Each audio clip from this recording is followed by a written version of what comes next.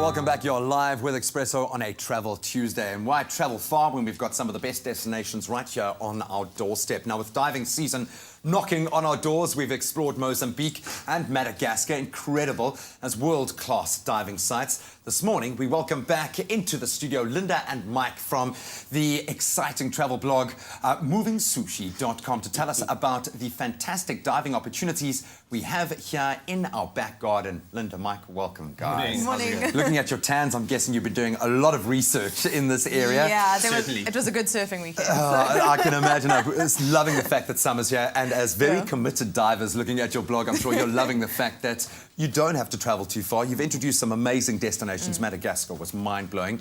But why South Africa, Mike? What makes South Africa stand out? You know, we've got 2,500 kilometers of coastline that stretches from the Cold Cape, and you get these kelp forests. And as friends of ours, Damon and Craig Foster, amazing filmmakers, they describe it as the golden forest. Sure. And it takes a minute of time to get in there and just have a look at how beautiful kelp forests are. All the critters, the nitty-gritties, the fish, amazing. Seal.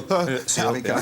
And then head up the East Coast, and guess what? More temperate reefs, more diversity of fish. Get up to Natal, the sharks start arriving, and you're swimming with the sharks, to Isimangalisa Reserve, and you get this incredible tropical reef situation. So we have got the full spectrum of diversity.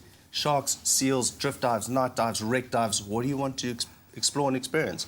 That's what we can offer here. And we are kind of rand-logged at the moment, so it does help to have these destinations right there. I think that shark was even smiling for the camera there. No, they do smile. Linda, what do we have to take into account? I joke about the rand, but there are some financial and professional considerations we need to take into account. What we should be looking out for? You know, there are, but when it comes to actual diving experience, South Africa is incredibly affordable. Like, one of the really nice things about it is if you want to do a lot of diving, we've got a lot of dive festivals in South Africa. We've got the Sodwana Shootout, we've got the Noordhoek Dive Festival, and then we've got one in Cape Town. So it's a way of being able to do a lot of diving and experience some of the best spots of the country underwater, but at a very affordable rate. And compared to overseas, you know, $200 to $300 a dive is not bad. And if you have your own equipment or your own gear, or you know sort of where to go, it becomes more and more affordable. I think that's what I love about diving. It's really accessible. Yeah, you want to get the frequency up as well. Then it becomes more affordable. And I think you're also connecting with the diving community so they can reveal those hidden gems, those places you might not have heard about in the mainstream. So give us some top tips for divers, novice and experienced. One or two key things is that, yes, we have this diverse coastline, but it's a dangerous coastline too. Yeah. So just know your local conditions. Don't be ignorant about where you're going and what you're trying to achieve. Don't dive alone, especially not around, you know, our waters where the swell, the wind, the weather, the currents can change instantly. On a dime, yeah. So get to know where you are, get familiar with your location, go with the professionals around, and then get stuck in. So really, for me, it's about safety and not being ignorant about how diverse and how you know, extreme our climates and our coastline can be. And I think in a lot of diving environments, you know, I've been to the Maldives. It is so placid, it's so chilled. You feel like nothing could happen to you. Not so much in South Africa. I think that's why we have a lot of really good divers that come out of South Africa, is because we're used to such different types of conditions. So when you go to somewhere like the Maldives, it's like in a swimming pool. So you're like, easy peasy.